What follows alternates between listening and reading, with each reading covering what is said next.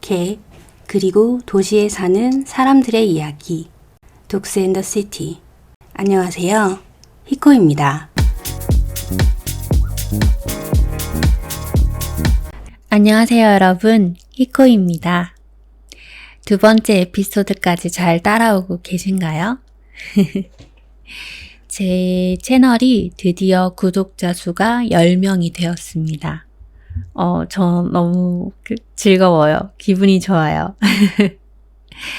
사실 저의 팟캐스트를 들으시는 분들이 그렇게 많지 않을 거라고 생각했어요.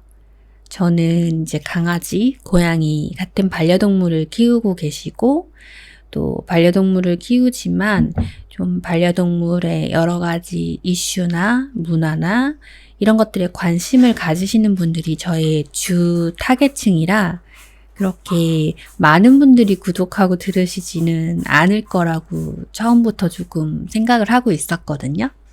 근데 벌써 두 번째 에피소드가 나갔고 구독자가 10분이 되어서 저 너무 기분이 좋아요. 그리고 두 번째 에피소드는 재생수가 무려 464회가 됐더라고요. 물론 초반에 듣고 나가신 분들도 계시지만 저는 그래도 기분이 좋네요. 꾸준히 좋은 내용으로 찾아뵐 것을 약속드리면서 오늘 시작해 보려고 해요. 저는 요즘에 코코의 다이어트에 관심이 많아요. 코코는 골든 리트리버라 게다가 노견이고 골든 리트리버의 가장 취약한 점이 다이어트예요. 늘 배가 고픈 골든 리트리버. 제가 듣기로 1등이 레브라도 리트리버고 2등이 골든 리트리버래요. 식탐이 많은 순서로.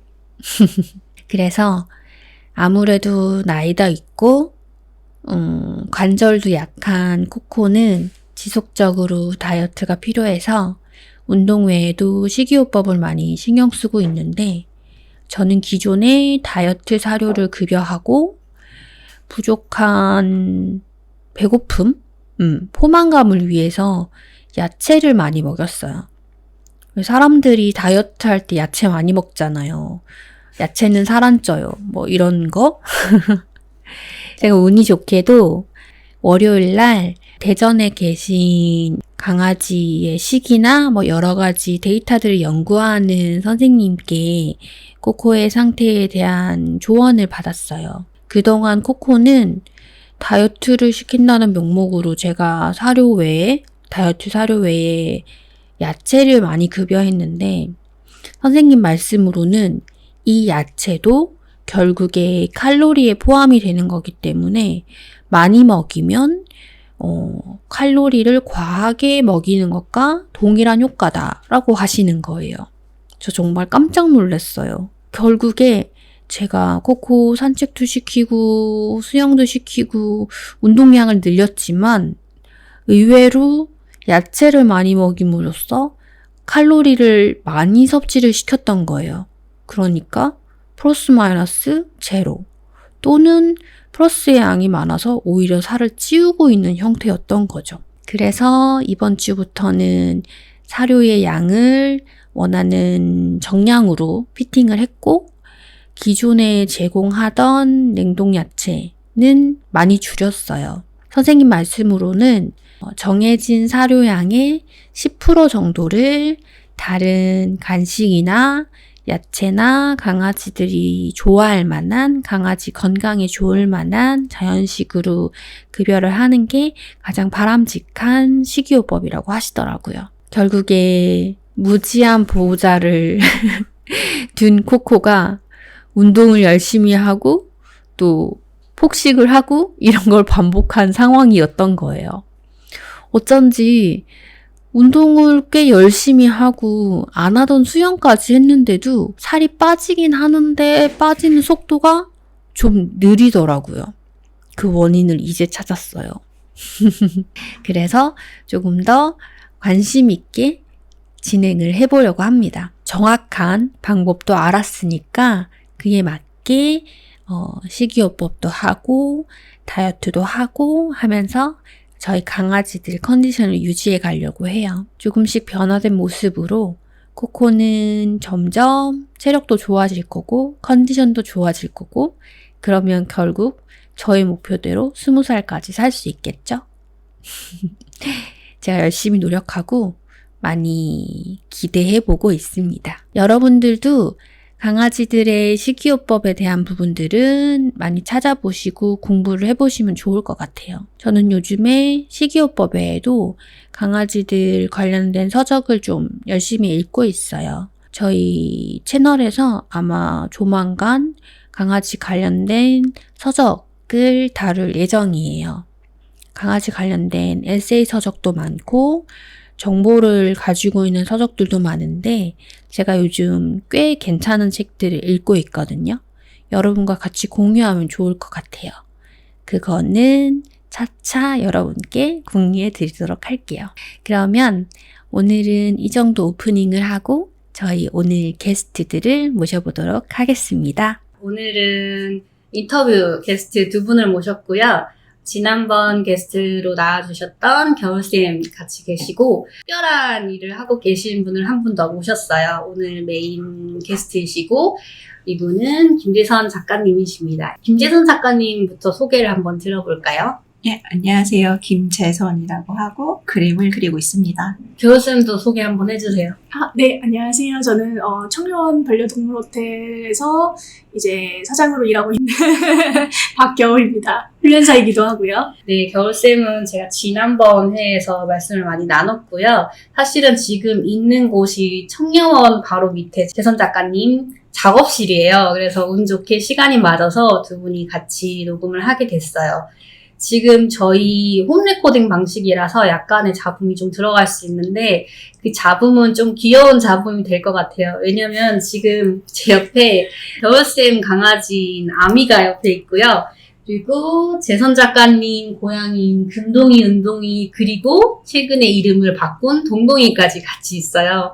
지금 이 친구들 엄청 조용히 있기는 한데 조금 떠들더라도 귀엽게 봐주시면 좋을 것 같습니다.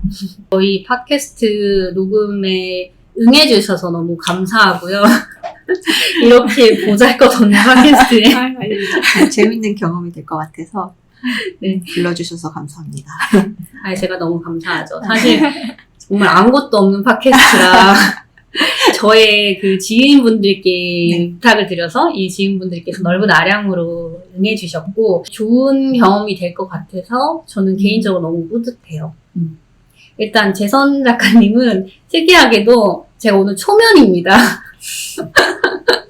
실제로는 청년 겨울쌤을 통해가지고 알게 됐고요. 제가 여기 청년에 와서 여러 가지 상담을 할 때 이 청년 3층에 약간 갤러리처럼 꾸며져 있는 거예요. 너무 예쁘게. 그래서 너무 신기하다라고 해서 그림을 막 감상을 하고 있는데 그때 이제 밑에 소개에 재선 작가님 소개가 있었어요. 그래서 열심히 인스타 팔로우를 하면서 피드를 따라가고 있고 가끔 댓글을 달면서 팬심을 이제 드러내고 있고 저희가 DM으로 되게 많은 대화를 나눴고 댓글에 대댓글로 대화를 많이 나눴지만 네, 신기한 건 얼굴을 보는 건 오늘이 처음이다. 그 재선 작가님 이 고양이도 키우고 강아지도 키우고 또 여러 가지 작업도 하고 계세요. 그래서 본격 이제 강아지, 고양이 관련된 팟캐스트인 만큼 본인의 반려동물에 대한 간단한 소개를 좀 부탁드릴까요?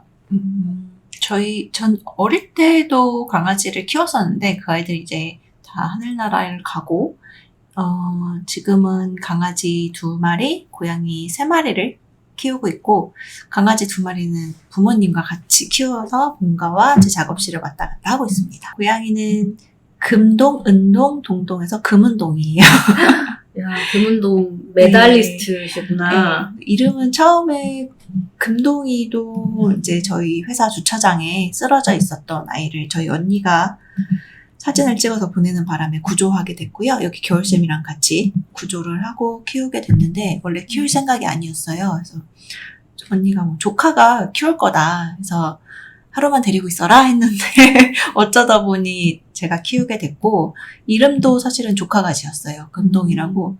그래서 이제 순차적으로 들어온 애들이 은동이가 됐고 그 다음에 동동이가 됐어요.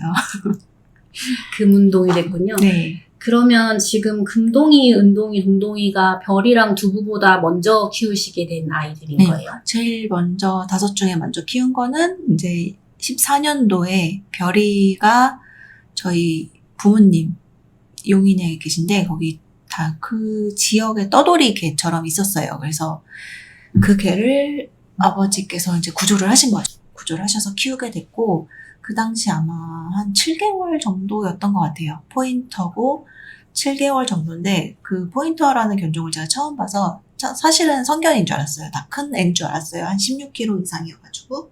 근데 알고 보니 이제 어린애였던 거죠. 걔를 먼저 키우게 됐고 이제 두부는 풋빛인데 저희 겨울 선생님 하시는 호텔에 하면서 처음에 아버지께서 오픈을 하셨으니까 하시면서 거기서 이제 강아지를 다른 직원분이 키우고 싶다고 하셔서 아이를 데려왔는데 이제 어쩌다 보니 이제 그 강아지도 저희가 키우게 된 거죠. 네. 그래서 걔는 두부가 되었어요. 그 두부 이름은 그 직원분이 지어주셨고 별이 이름은 엄마가 지어주셨고. 그럼 은동이랑 동동이는 어떻게 만나게 된 거예요? 은동이는 사실은 금동에 키우다 보니까 고양이가 너무 좋은 거예요. 제 성격에 사실은 개보다 고양이가 더 맞더라고요. 그래서 고양이 그냥 그 카페에 보다가 은동이 사진을 봤는데 이제 누가 구조해서 제가 불법 아마 가정 번식하는 곳에서 어미묘로 있었던 아이예요. 그래서 거기 범백이 돌면서 어미묘랑 새끼 고양이들 10마리 같이 해가지고 한 분이 구조를 하셨대요. 그래서 그 글을 올리셨더라고요. 이제 임시보 하나, 뭐, 입양하겠다고 해서. 그래서 이제 신청서를 냈죠. 너무 이뻐가지고. 네.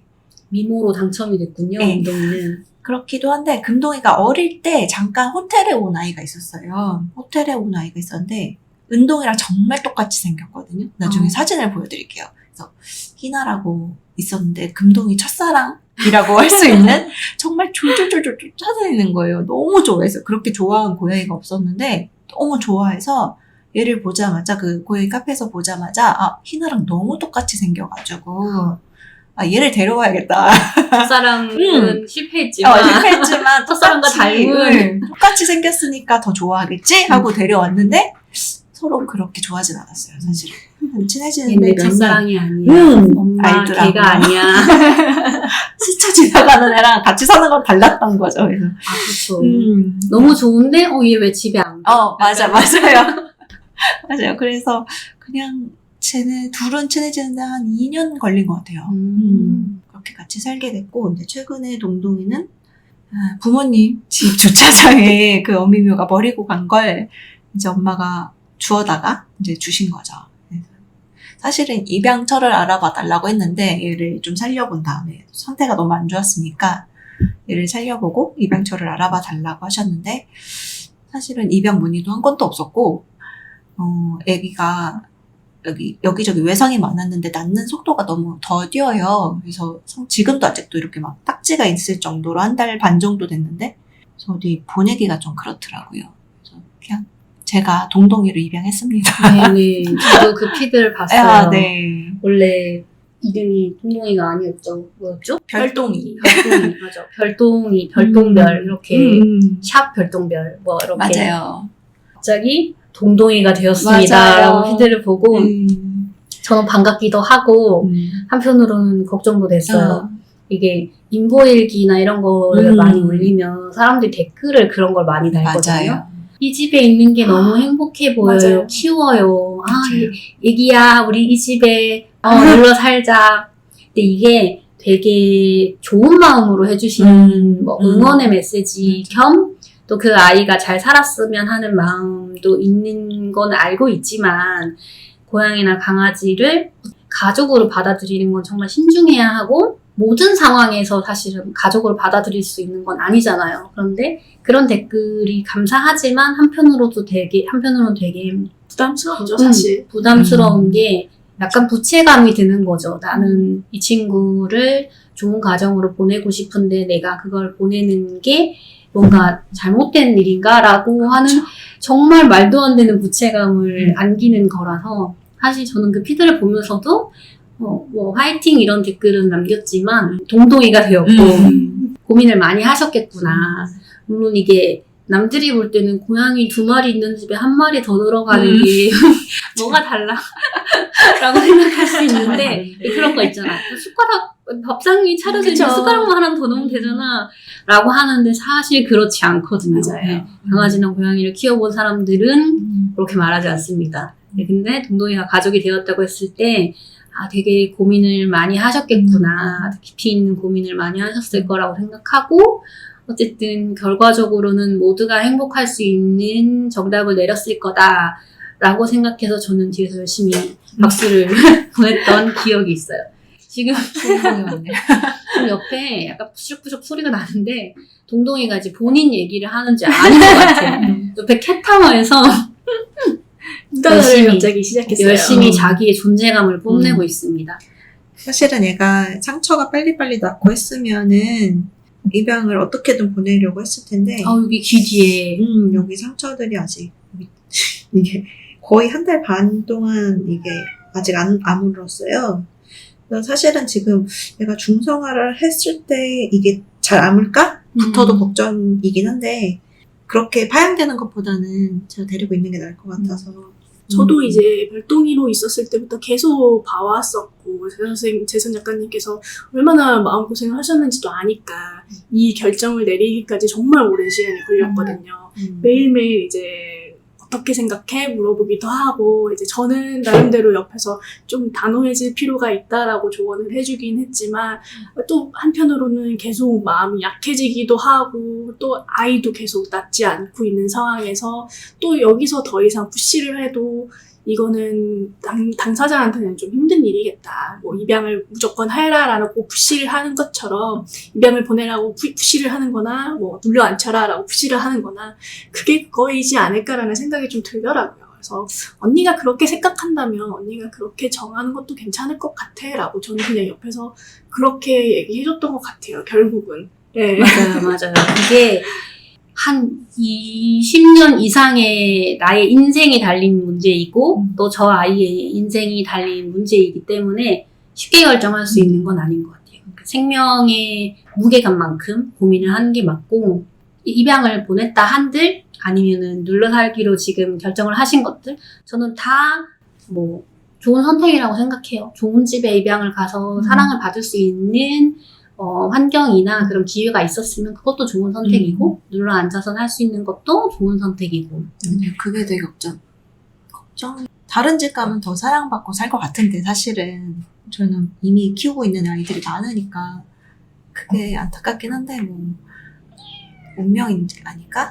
동동이 운명이 아닐까 싶어요. 그렇죠. 금운동 네. 메달리스트들을 이제 딱 맞추면 이제 금운동 다음은 없어. 없는 거죠, 이제. 우리는 3등까지만 기억을 해. 너는 3등에 딱 들어왔으니까.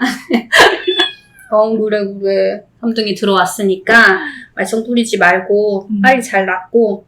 그러네. 여기 딱지가 많이 있네. 근데 딱지가 있고 아픈 거 치고 너무 에너지가 좋은 거 아니에요? 너무 잘 맞아요. 그래서 보내도 될 것 같은데 왜 딱지는 안 떨어지지? 뭐 이런 거 있잖아요.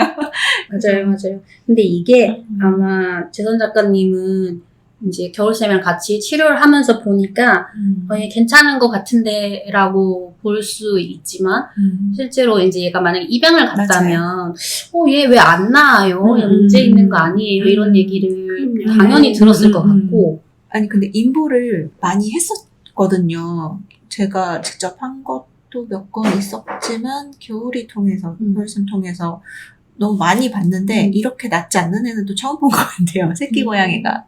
그래서 좀 그랬어요. 그래서 개인적으로는 저 친구가 아무래도 외상으로 인해서 이제 붓고 하는 염증성 반응이 너무 심했다 보니까 그 면역력이 한번 돌아오는 때까지는 시간이 조금 걸리지 싶고 돌아온 다음부터는 좀 평범한 고양이처럼 상처가 나더라도 금방 아물고 이런 식으로 되지 않을까 싶어요. 왜냐면은 예전에 제가 키웠었던 로그라는 친구가 약간 비슷한 형식으로 염증을 계속 달고 있다가 그게 다 낫는 데까지 거의 6개월에서 1년 정도가 걸렸거든요. 근데 그게 다 낫고 나니까 평범한 고양이처럼 상처가 나거나 피가 나도 잘 아물고 이렇게 됐었거든요. 그래서 동동이도 흉이나 이런 거는 남긴 하겠지만 중성화 전까지는 완벽하게 다 아물고 면역력이 돌아오면 잘 지낼 수 있을 것 같아요. 개인적인 바람이기도 하고요. 네. 아마 지금 상처난 부위 좀 아물고 털 나면 사실 잘 모를 것 같기는 해요. 약간 이 접히는 부위라 가지고 잘 안 남을 수도 있겠대. 귀 끝이랑 약간 이래가지고 차라리 이런 등이나 이런 거면은 더 빨리 나왔을 수도 있는데 물론 저는 전문적인 지식은 없습니다. 저희도 저도 마찬가지입니다.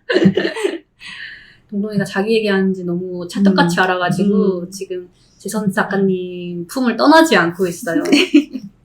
약간 주인공 기질인 것 같아요. 저희가 반려견 소개만 했는데도 한참 얘기를 했어요. 이 강아지, 고양이 키우는 이 분들의 특징이 맞아요. 내 고양이 얘기하면 시간이 어떻게 흘러가는지 몰라요. 근데 이게 소개를 하신 거를 들어보면 되게 특이한 게 대부분이 주차장에서 주워왔다. 맞아요. 그리고 뭐 길에서 주워왔다. 그러니까 주워오는 게 특징이고 두 번째는 내가 주운 게 아니에요. 정말 다. 그러니까 은동이 빼고는 제가 제 의지로 데리고는 한 마리도 없었어요. 네. 부모님이 주워오시고 언니가 주워오시고 근데 밥은 내가 주고 있고 맞아요. 저 맞아요. 엄마는 내가 됐네? 그렇기도 한데 저희 아버지도 개인적으로 지금 벌써 2마리 인보라기보다 이제 구조하시고 2마리 이제 하늘나라 갔고 또 그새 다른 아이 또 수풀에 누가 이렇게 사슬로 묶어서 버려놓은 아이가 있었던 거예요. 몇 달 전에. 그래서 그 아이도 구조하셔서 키우고 계세요. 그래서 그럼 집이 아주 다복다복하겠네요. 지금 주보호자, 그러니까 강아지, 고양이 주보호자로는 별이, 두부, 금운동 요 시리즈 요거 아이들의 주보호자신 거고 또 부모님 강아지, 고양이 또 있으신 거예요? 아니 고양이는 없고 강아지만 개들만 있죠. 또 진돗개, 풍산개 키우시다가 이제 다 하늘나라 가고 개들은 그리고 이제 지금 믹스견인데 그래서 저희 아버지 농장을 또 하시거든요. 농장 근처 수풀에 묶어서 소리가 계속 났대요. 일주일 동안 소리가 났는데 그 풍산개 산책하다가 가보니까 거기 개 한 마리가 묶여 있었던 거죠. 정말 피골이 상접해서 묶여 있었던 거죠. 그래서 개를 구조하셔서 사실은 보호소로 보내고 싶어 하셨는데 이런 생각이 70이 넘으셨거든요. 힘드시니까 어린 강아지를 키울 수 없다라고 하시고 보호소 보내고 싶으셨는데 용인시 보호소가 다 찼대요. 그래서 안 받아주시더라고요. 그래서 안 받아줘서 이제 그냥 키우게 되셨죠. 맞아요. 용인시 보호소랑 수원시 보호소가 그래도 좀 나름 잘 돼 있는 편인 것 맞아요. 같아요. 다른 그 지역 보호소들보다. 그런데도 불구하고 항상 꽉 차 있고. 네, 맞아요. 어떻게 생각하세요? 이게 주차장에서 주워오거나 길에서 주워온 강아지를 보면 강아지나 고양이를 재선 작가님이 유난히 많이 케어를 하시는 것 같은데 자매님들 중에서 그 부모님이 봤을 때도 약간 그런 성향이 보여서 맡긴 게 아닌가 싶은데 그러신 어떠세요? 것 같아요. 그래도 처음엔 그렇게 생각 안 하셨던 것 같은데 사실 겨울쌤이 그런 악갱이 아픈 애 데려와서 살려서 보내기 전문이니까 그런 걸 너무 맞아요. 많이 신의 보시니까 네, 그거를 당연히 같이 해주겠지라고 생각하신 것 같아요. 사실은 그래서 근데 하필 또 그때 제가 굉장히 바쁜 타이밍이었고 그쵸. 휴가철 성수기이기도 했기 때문에 이제 제가 거의 하루에 14시간씩 일하고 있어야 되는 타임이었거든요. 너무 바빠서 이제 별똥이를 내가 도와주겠다 선뜻 얘기하기도 힘들고 도와줄래도 내가 너무 지쳐버리니까 그게 참 쉽지가 않더라고요. 그래서 어쨌든 언니 나는 이번에는 조금 힘들 것 같아. 언니가 혼자 할 수 있겠어? 라고 했더니 언니는 또 그런 책임감이 엄청 강한 사람이라서 신경 쓰지 마 라고 얘기를 하더라고요. 나름의 안심 아닌 안심을 하고 있었는데 이제 옆에서 보면 볼수록 언니는 점점점 지쳐가고 마음도 바짝바짝 타들어가는 게 보이고 맞아요. 그러다 보니까 이제 중후반 때부터는 이제 저도 같이 하나 둘씩 돕기 시작했죠. 돕기 시작하다 보니까 언니가 점점 고민 같은 것도 더 털어놓게 되고 혼자서 끙끙 앓던 것도 얘기하게 되고 하면서 그렇게 오다 보니까 동동이가 했던 것 같아요. 맞아요. 육아만큼 힘든 게 육견과 육묘인데 거기다가 주로 이제 아픈 아이들 위주로 많이 데리고 와서 흔히 말하는 살려서 키우는 케이스니까 그냥 일반적인 강아지 키우기, 고양이 키우기보다는 좀 더 에너지도 그렇고 좀 마음도 그렇고 더 많이 신경을 쓰셨을 것 같아요. 그것의 결과물인 것 같지만 은동이랑 금동이랑 너무 잘 지내고 저 예전에 왔을 때 별이도 한번 봤었거든요. 별이도 너무 건강하고 맞아요. 얘가 버려진 애가 맞는가 싶을 정도로 너무 건강하고 그 재선 작가님 얘기 초창기의 초기 그림 중에 별이 그림이 있잖아요. 바닷가에서 그 별이 그림도 있고 별이 그림 몇 개 봤는데 초기의 별이 좀 약간 그 바닷가랑 배경인 그림이었던 것 같은데 약간 좀 아픈 느낌이 조금 있었어요. 그 옆에 설명이 별이는 뭐 몇 개월 때 구조해서 이렇게 키웠다라는 제가 그 설명을 들어서 그렇게 보였는지 모르겠지만 그때 그 그림을 봤을 때의 별이랑 현재의 별이를 봤을 때 너무 다른 강아지 같은 거예요. 이렇게 사랑을 받으면 달라지는 게 뭐 사람이나 개나 고양이나 왜 한 가지인 것 같다 이런 생각이 들어요. 맞아요. 정말 별이도 처음에 어쨌든 그 동네 분들 증언에 따르면 엄마 강아지 걔랑 똑같이 생긴 조금 큰 엄마 강아지랑 걔랑 둘이 돌아다녔대요. 그런데 이제 별이가 구조되기 한 일주일 전에 엄마가 안 보이고 아마 차에 쳐 죽은 게 아닌가라고 다 추정을 하고 별이만 남아서 먹을 게 없으니까 농장으로 들어온 거예요. 거기 개들이 있고 하니까. 그래서 그때 이제 포획을 하게 되신 건데, 정말 뼈밖에 없었어요. 그래도 뼈밖에 없었어요. 정말 갈비뼈가 이렇게 딱 보이게. 키웠는데 걔는 사실 딱히 모난 데는 없었고, 그냥 없었나요? 사람이랑 커뮤니케이션이 전혀 안 되는 상태. 네. 이제 훈련사이기도 하고 저는 이제 4층에서 호텔 일을 하면서 별이를 사장님께서 데리고 오셔가지고 낮 동안에 좀 도와줬으면 좋겠다 하고서 저한테 이제 맡기셨었는데 어떻게 이런 강아지가 있을 수 있을까 싶을 정도로 사람과의 유대관계라는 거를 전혀 모르는 강아지였어요. 이제 이름을 안다던가 뭐 이런 기본적인 것부터 시작을 해서 뭔가 사람이 인기척을 하면 그쪽을 쳐다본다던가 아니면 자신을 부르는 이름은 몰라도 자신을 부르는 소리라든지 아니면 제스처라든지 그런 것들을 알아듣고 피드백을 한다던가 그런 게 있는 것들이 이제 보통의 반려견들인데 이 친구는 정말 아기 때부터 사람이랑 떨어져 살았겠구나. 마치 야생동물처럼 그래서 뭔가 커뮤니케이션이 전혀 안 된다라는 느낌을 굉장히 많이 받았었고 그래서 그거를 어떻게 개선해 나갈지가 개인적으로는 되게 큰 고민이었어요. 왜냐면은 호텔에 제가 이제 있으면서 자주 보게 될 거기 때문에 그리고 덩치도 크니까 아무래도 그런 부분에 있어서 더 신경을 쓰지 않을 수는 없고 그래서 그 부분을 굉장히 많이 신경 썼던 것 같은데 다행히 사람이랑 같이 살면서 지내면서 그런 것들이 차츰 개선이 되더라고요. 근데 개선이라고 해야 될까 본능적으로 개들의 DNA에 숨겨져 있던 것들이 나온 거라고 저는 개인적으로 생각은 해요. 늑대랑은 다르게 개들은 원래 DNA에 사람에 대한 친화성이 심어져 있기 때문에 그래서 몰랐다가 지금은 너무 잘 알아서 문제 인가 싶기도 하고요. 제가 알기로도 포인터가 머리가 되게 좋아가지고 그런 사람들이 명령이라던가 이런 거를 되게 잘 수행하고 그런 수행견으로도 많이 쓰이고 있어서 종특이라고 우리가 보통 얘기하면 그 사람과의 교감이나 훈련을 시키는 걸 엄청 잘 수행을 하는 강아지라고 알고 있는데 지금 겨울쌤 말씀하신 거에 따르면 그리고 기선 작가님이 얘기 주신 거에 근해서 생각해보면 이 친구는 아기 때 그러니까 출산이 되어서 완전 베이비 시기부터 사람에 대한 경험치가 아예 없는 거고 또 굶주림과 안 좋은 환경에 너무 놓여 있어서 그런 훈련이나 이런 학습에 대한 경험치가 너무 없어가지고 그랬던 거 아닌가. 마치 공격성이 없는 늑대를 대하는 느낌이었어요. 네, 저한테는 되게 처음 있는 경험이었고 그때 당시에는 되게 신기했었죠. 공격성은 하나도 없었어요. 옛날부터 지금까지 공격성은 0. 맞아요, 맞아요.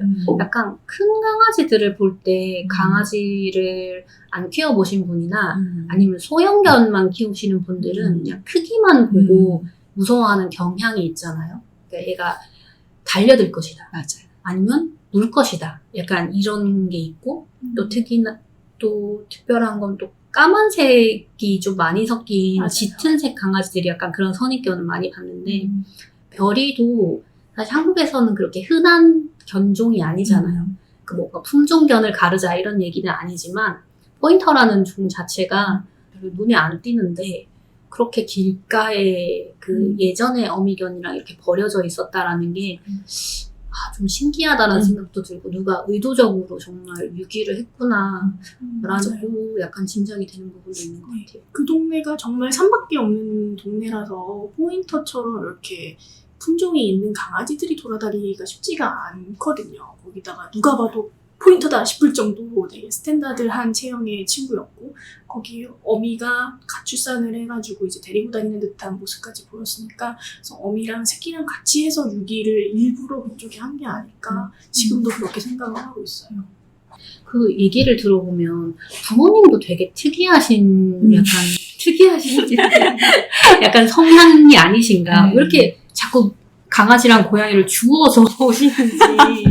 원래는 고양이는 그렇게 신경 쓰시지 않았는데 금동이를 제가 데리고 오면서 어쨌든 본가에서 왔다 갔다 했었으니까 그때부터 고양이를 조금씩 이제 좋아하셨어요. 아빠는 원래 되게 무서워하셨어요, 고양이. 만지지도 잘 못하시고 무서워하시다가 이번에 동동이까지 이제 주워오신 거 보면은 이제 되게 좋아하시는 것 같아요. 마음이 약하세요. 맞아요. 네. 마음이 여리셔서 그 좀 불쌍한 거 보면은 다 좋아야 되고 그런 게 있으세요. 지금 상당히 시끄러워 보이죠? 이게 동동이인가요? 동동이 딱 그리고 있는. 이게 동동아 이게 내가 노이즈 캔슬링 편집으로 어떻게 할 수가 없어. 지금 여기 대선 작가님 작업실인데다가 아이들 뭐 캣타워 뭐 이런 아이들도 같이 지내는 공간이어서 너무 신나게 놀고 있어요. 약간 동동이가 지금 애기라서 더 에너지가 넘치고 저는 저 모습을 지금 매일 보고 있거든요. 그쵸. 저희 집에는 아시다시피 말랑카우가 있어가지고 두 아이가 같이 있어서 아마 더 힘드실 것 같아요. 편할 수도 있을 것 같아요. 차라리 저는 금동이도 딱 한 2개월쯤에 주워온 거거든요. 그때부터 불면증이 생길 정도로 진짜 힘들었어요. 하루에 장난감을 한 몇 시간씩 흔들어 주지 않으면은 안 되는 상황이니까. 그래서 차라리 둘 키우시는 거 보고 이게 낫다.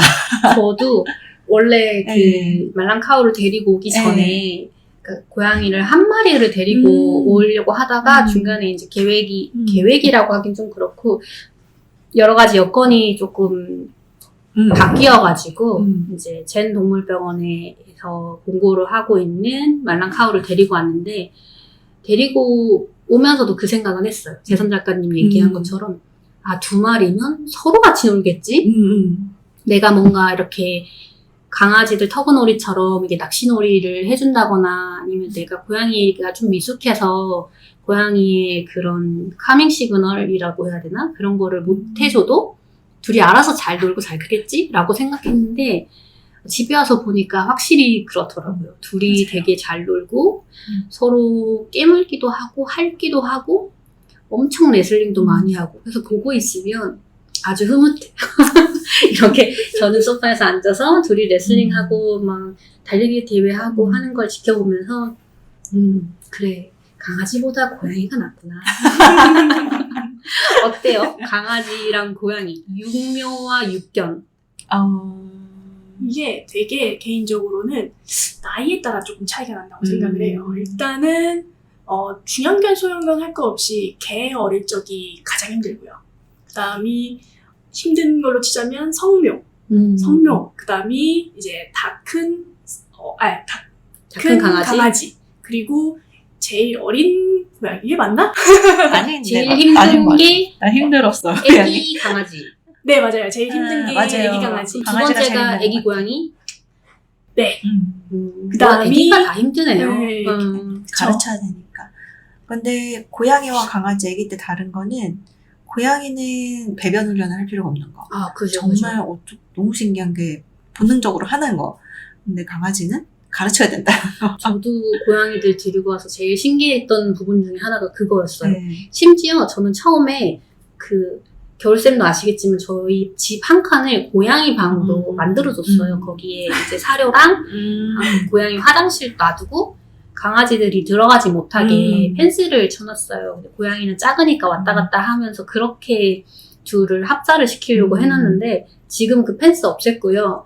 고양이 화장실도 방이 아닌 화장실로 이제 옮겨놨어요. 사람 화장실. 그래서 애들이 배변을 하면 그거를 좀 수거해서 치우기가 되게 용이한 거죠. 바로 배변기가 있으니까. 근데 강아지는 상상을 할 수 없는 일이에요. 왜냐면 저도 그렇죠. 네. 강아지 화장실 훈련을 하면 지금 저희 집에는 이제 거실에 그 패드를 깔아놓고 실내 배변도 같이 하는데 친구들이 얘기를 해요. 야, 그거 그냥 화장실에 깔아주면 안 돼? 근데 강아지는 한 번 훈련하면 그렇게 자리를 옮기는 게 되게 힘들거든요. 맞아요. 근데 고양이는 그냥 옮겨만 놓으니까 가서 하는 거예요. 너무 신기했어요. 야, 천재인데? 그 외에 배변 훈련 말고는 솔직히 강아지가 조금 수월한 거 같은 게 건강해요, 더. 맞아요. 고양이들은 좀 건강을 신경 써서 봐야지 얘가 소변량이 줄었는지 먹는 양이 줄었는지 그걸 좀 예민하게 봐야 되는데 걔들은 웬만하면 아프지가 않더라고요. 그래서 아파도 빨리 낫고 그거는 조금 다른 것 같아요. 그러면 저도 그렇지만 저도 사실 고양이를 키우기 전에는 강아지랑 고양이를 함께 키우는 게 되게 힘든 일이고 또 한편으로 강아지만 키우는 사람 입장에서는 되게 이상적인 그림인 것 같거든요. 고양이와 강아지가 너무 행복하게 잘 어우러져서 놀고 있는 그런 이미지. 처음부터 그랬나요? 어땠어요? 저는 처음부터 그랬어요. 왜냐면 저는 그게 개체의 성격인 것 같아요. 특정 그냥 개와 고양이를 잘 지내게 하는 방법이 아니고 그 둘이 성격이 맞냐 안 맞냐 같아요. 그래서 별이가 워낙 새끼 고양이를 너무 좋아해가지고 금동이도 사실은 아까 키울 생각이 없다고 했는데 데려온 날부터 금동이가 별이 품에 파고 들었는데 너무 좋아하는 거예요, 별이가. 그래서 그때는 별이 중심이었기 때문에 별이가 좋아하면 내가 키워야지 이렇게 된 거죠. 별이의 컨펌을 받고 컨펌 받고 별이가 너무 좋아하니까. 근데 별이는 좀 다 포용하는 성격인 것 같아요. 별로 그렇게 까다로워 보이진 않는 것 같은데. 까다롭기보다는 자기한테 위해를 가할지 안 할지를 제일 먼저 판단을 하는 친구인 것 같아요. 그래서 자기가 조금이라도 무서우면 최대한 안 다가는 방향으로 하고 자기한테 되게 프렌들리하고 친화적이고 제 친구가 날 좋아하잖아. 그럼 한없이 내주고 그런 게 호불호가 확실한 친구라서 아무래도 합사가 좀 더 용이하지 않았나 싶어요. 저도 이제 말랑카우 합사하기 전에, 그러니까 키우기 전에 겨울쌤한테 되게 많이 물어봤었어요. 저희 강아지들이 고양이랑 잘 지내나요? 사실 유치원 일기를 보면 가끔 코코랑 초코가 이제 겨울쌤 성명호 친구들이랑 어울리는 사진이나 이런 이야기들이 있는데 되게 잘 지낸다고 쓰셨더라고요. 그래서 좀 물어봤죠. 잘 지내냐고. 일단 성묘 친구들이랑은 잘 지낸다. 그리고 산책 다닐 때 보면은 이제 길냥이들을 막 위해를 가하려고 쫓아가는 건지 아니면 좀 신기하고 반갑고 놀고 싶어서 쫓아가는 건지는 좀 느낌이 있잖아요. 위해를 가하려고 쫓아가는 편은 아닌 것 같고 그래서 이제 좀 고민을 하다가 데리고 오긴 했는데 걱정은 많았죠. 왜냐면 성묘 고양이들이랑 악갱이들이랑은 또 다르고 그리고 겨울샘 고양이들은 약간 워낙에 부처. 아니랑 오랫동안 살아가지고 약간 부처 같은 타입이어서 애들이 맞아요. 약간 모든 강아지에게 다 마음이 열려있고 그리고 나이가 조금 있잖아요. 그쵸. 그러니까 인간하면 저 강아지들 저 어린 것들 약간 이런 느낌으로 이렇게 막 양펀치를 한다거나 예민해하거나 이런 게 없어서 우리 동동이는 이번 회차에 되게 많이 나오겠다. 스페셜 게스트. 주인공이라면. 이 개고양이 얘기만 해도 끝이 없어요. 음. 내 새끼 자랑은 맞아요. 끝이 없는 것 같아요. 그리고 아까 또 부모님 얘기 잠깐 했는데 아 진짜 조금 특이하신 분들이신 것 같아요. 아무리 마음이 좋고 그래도 강아지 고양이를 주워와서 얘네를 치료를 하고 뭐 입양을 보내고 뭐 이런 거를 하시는 분들은 많지는 않거든요. 마음이 여린 분들이 많아도. 좀 요번에 조금 화제를 바꿔서 특이한 유력을 한번 아까 그 농장 얘기 하셨잖아요. 저도 이 농장 알거든요. 농장 얘기 잠깐 어떤 네. 농장인가요? 원래는 이게 개념이 조금 어려울 수 있는데 병아리를 1일차 병아리를 데려와서 2달 정도, 2-3달을 키워서 산란계 농장에 보내는 역할이에요. 그래서 중추 농장이라고 해요. 그래서 저희가 산란계 농장은 아닌데 계란이 나오는 거는 그것도 이렇게 애들이 들어오잖아요. 몇만 마리씩 병아리가 들어오는데 그 중에 약한 개체들이 있어요. 그러면 네, 그 아이들은 케이지 아무리 동물복지 케이지라고 해도 케이지에 두면 살 수가 없는 아이들이에요. 그러면 그런 아이들을 다 빼서 방사장에 놓으신 거예요. 그럼 걔네들은 다 살아요. 살고 또 이제 계란도 낳고 하니까 이제 그렇게 시작을 하신 거죠. 얘네도 살리고 계란도 우리가 그냥 내부에서 농장 직원이랑 우리 여기 식구들 먹어야겠다. 그렇게 해서 시작을 하신 거지. 그럼 건강한 아이들은 보내죠. 약한 아이들만 약한 데리고 아이들을 방사해서 방사유정란. 방사유정란을 만드신 거죠. 근데 예. 나온 계란은 이제 진짜 약한 맛있어요. 애들이 나왔다라고는 상상할 수 없을 예. 정도로 심지어 애들이 더 건강하기도 하죠. 네, 건강해져서 나온 계란이기 때문에 저는 여기 청년 농장에서 나온 계란 말고는 잘 안 먹어요. 저도 구매를 했었잖아요. 다르죠. 직접 배달을 해주셨는데요. 계란이 확실히 다르긴 하더라고요. 노른자가 엄청 이렇게 동그랗고 맞아요. 그 탄성이 되게 좋고 흰자가 이렇게 막을 이렇게 둘러싼다고 해요. 그 탄력이 되게 좋더라고요. 그래서 되게 좋은데? 그것도 이제 처음에 시작은 그렇게 약한 아이들만 모아서 했는데 이제 계란을 조금 더 만들게 생산을 하고 싶으셨나 봐요. 그래서 조금 건강한 아이들도 같이 하는 것 같아요. 이것도 죽을 것 같은 아, 아이들 맞아요. 데려와서 살면서 네. 이게 또 계란을 낳는 네. 계란 사업으로. 그거는 딱히 사업이라기보다는 내부 소비용으로 하셨는데 그것보다 많이 나으니까 그냥 여기서 판매도 하고 그렇게 하시는 거예요. 맞아요. 그게 주는 아니세요. 그리고 원래는 동물 약품 여기 원래 수원에서 87년도, 88년도부터 동물 약품 사업을 하셨어요. 그래서 그 당시는 이쪽에 농장들이 엄청 많았거든요. 수원도 논이 많았고 그래서 약품으로 하셔서 지금도 청년이란 이름으로 하고 계시고 아픈 아이들 돌보는 것과 약간 수의사는 아니신데 천직이신 것 같아요. 약간 이 집의 가풍 약간 이런 느낌이네요. 느낌이에요. 약한 애들은 못 본다. 네, 약간 축산학 전공하셨거든요. 그래서 그런 것도 영향이 있으신 것 같고 엄마도 그러신 것 같고 되게 이상적인 패밀리네요. 아픈 아이들은 못 본다. 건강하게 키워야 된다. 이제 보통의 이제 뭐 효율이나 생산성만 생각하는 농장일 경우에는 애들이 케이지에 넣어서 뭐 죽고 도태가 된다고 하면 그거는 그냥 손실일 뿐이지 그거를 뭐 더 어떻게 노동력을 추가해서 더 일을 만들어서 하려고 하지 않을 텐데 이제 청룡원 농장에서는 그렇게 하신다는 얘기를 듣고 저는 되게 많이 놀랐었어요. 이제 공장식 축산업이나 이런 것들을 워낙 잘 알고 있었기 때문에 그거를 개인이고 그 작은 또 하나의 농장일 뿐이지만 그거를 바꾸려고 하시는 노력을 하시는구나. 그걸 알고서 되게 많이 놀랐던 것 같아요. 되게 신기하네요. 저도 오늘 처음 알았어요. 그 농장, 개 병아리 농장이라고 해야 되나? 중추 농장.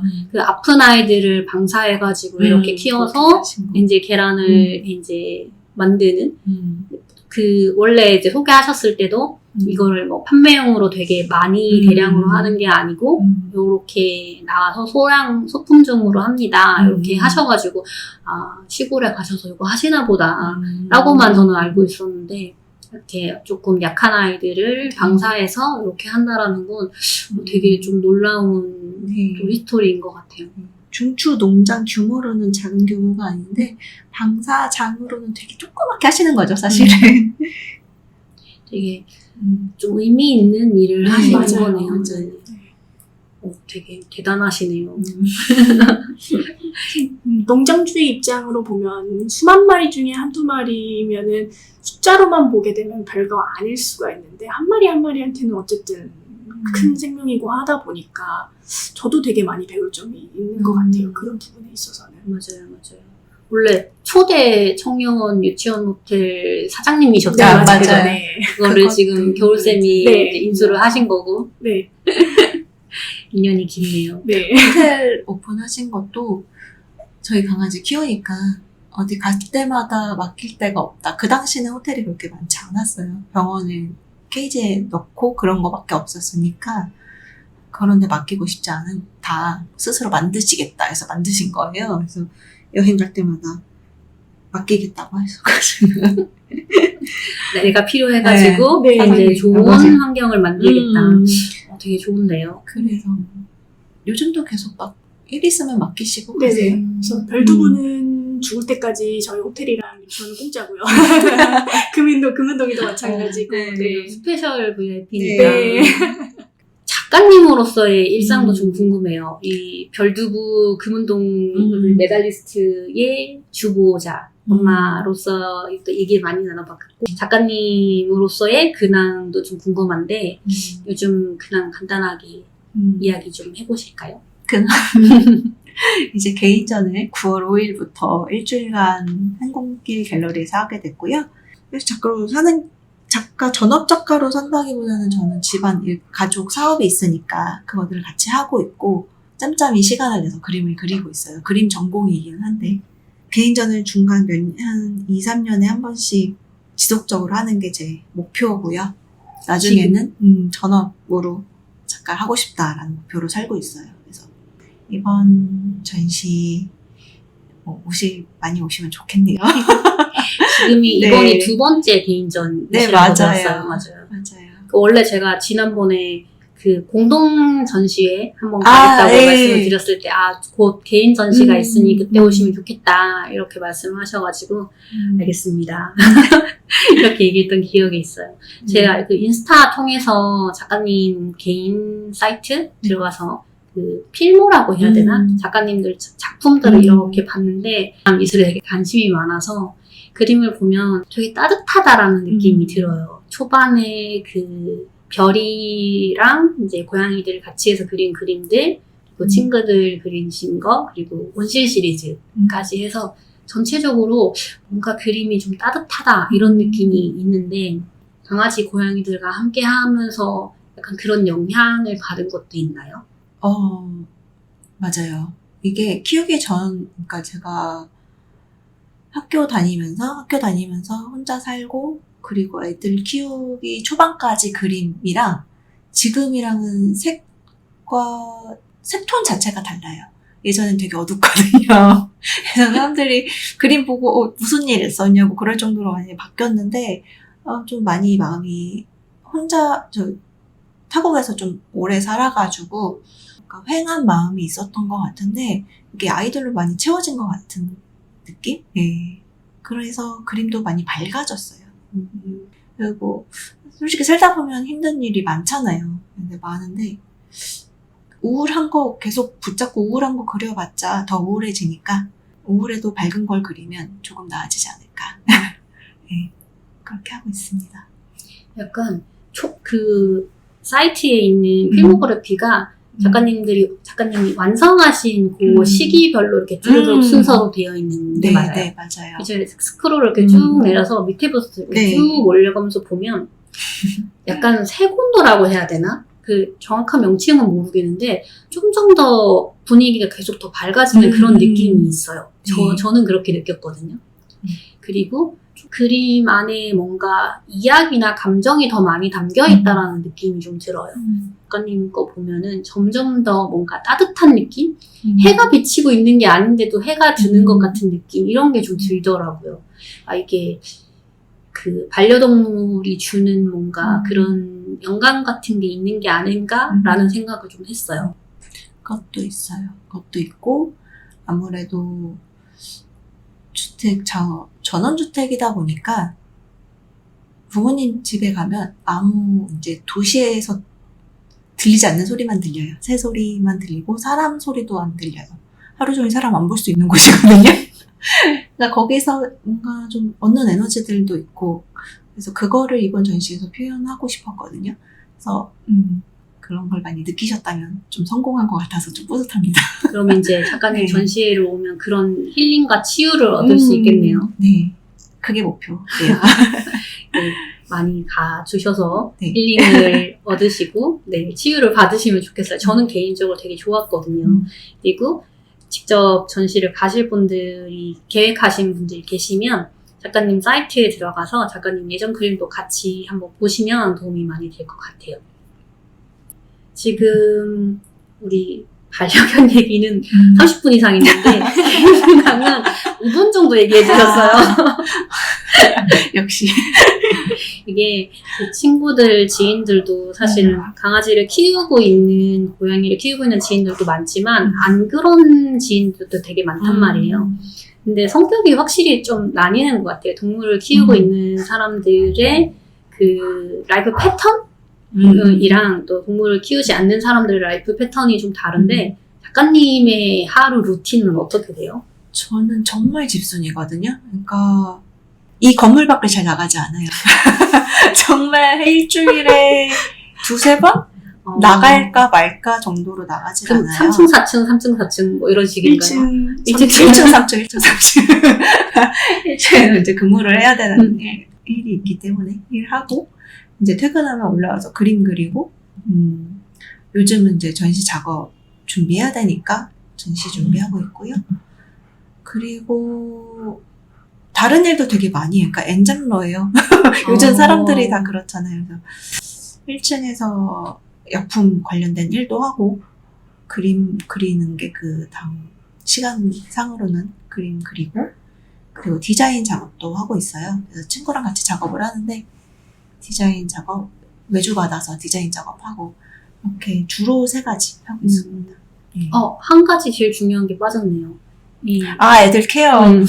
그래서 정말 요즘 되게 웃긴 패턴이 생겼어요. 생활에 패턴 생긴 게 동동이는 어리기도 하고 저희 애들이 8살 금동이 연동이가 8살 5살이니까 이 에너지를 견딜 수가 없거든요. 저도 나이가 있고 이제 그러니까 그래서 분리수면을 해요. 작업실에서 재우거든요. 얘를 작업실에서 재우는데 아침에 얘가 혼자 잤다는 걸 들키지 않기 위해서 아침에 일어나면 작업실로 셋이 얘를 데리러 와요. 쪼르르 와서 밥 먹으러 가자 하고 밥 먹는 척 하고 방으로 다시 가는 거예요. 그러면 동동이가 신나서 막 따라오거든요. 그러면 이제 그때부터 같이 생활을 하는 거죠. 하루를.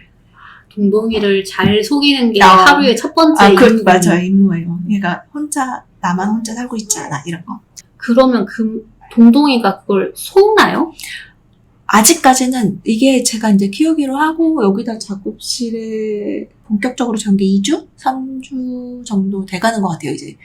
아직은 혼자 자는 거에 대해서 불만이 없어요. 낮 동안은 만약에 제가 퇴근하고 와서 얘가 자러 갈 시간, 그 동안은 제 방에 같이 있고요. 작업실에 같이 있거나. 그래서 아직까지는 괜찮습니다. 분리수면을 한다라는 게 되게 중요하다라는 생각이 좀 드는 게 네. 저도 지금 아갱이들 말랑이랑 카오가 있는데 저는 사실 분리수면 이런 거에 대한 개념이 없었어요. 왜냐면 말랑 카오가 초반에는 집에 자꾸 숨어 있어가지고 애들을 찾아야 되는 상황이 되니까 제가 잘 때 제 옆에 올 거라고 생각을 못 했거든요. 근데 어느 날 새벽에 갑자기 얼굴이 가려운 거예요. 눈을 떠보니까 제 이마를 핥고 있는 거예요. 그리고 또 하루 뒤에는 다리 밑에 와가지고 또 옆에서 자고 있는 거예요. 그리고 어떤 날은 또 발 밑에 와가지고 이제 막 그 밑에 의자를 긁고 있어요. 얘네 왜 이러지? 얘네 낮에는 도망가 있다가 밤에 하면 왜 나타나지? 그래서 제가 초반에는 야, 나 자야 돼 이러면서 이렇게 긁으면 옆으로 좀 치우고 핥으면 옆으로 치우고 이러면서 얼굴이 한번 긁힌 적이 있어요. 얘네가 아직 긁고 뭐 이렇게 발톱을 숨기고 이런 걸 잘 모르니까. 근데 원래 고양이들도 분리수면 이런 게 있는 거예요? 필요할 때는 권장을 드리긴 해요. 이제 그럼 아무래도 어린 아이들 같은 경우에는 중간중간 깨서 놀고 밥 먹고 중간중간 또 깨서 놀고 밥 먹고 이 패턴을 한 번에 사람처럼 통잠을 자는 게 아니다 보니까 그게 아무래도 사람한테 숙면을 취할 수 없게 만들긴 하거든요. 그래서 그러면 아예 따로 떨어져서 잘 때는 떨어져서 자고 낮 동안에 충분하게 놀아주고 생활 같이 하면 충분하다. 그렇게 말씀을 드리기도 해요. 이게 고양이 키우는 것도 강아지 키우는 것과 다른 세계가 있네요. 저는 이제 입문했기 때문에 신기한 것 같아요. 금동이 키울 땐 벌써 8년 전이고 하니까 그때는 괜찮았어요. 불면증이 생겨도 아직 진짜 지금까지도 약을 먹어요. 불면증 때문에 약을 먹는데 그때는 그나마 젊었다? 그래서 괜찮았는데 나 너무 공감되네. 그렇죠. 근데 지금은 정말 일상생활이 안 될 것 같은 거죠. 나 너무 지쳤어. 음. 내가 한 10년만 젊었어도 네, 맞아요. 해줄 것 같은데. 네. 그래서 감당할 수 없는 거를 계속 하면서 쟤네들 금동이 은동이가 아플까봐 걱정도 되고. 그래서 근데 다 만족스러워요. 지금은 만족스러운 게 이제 이렇게 아침에 셋이 만나면 또 잘 놀아요.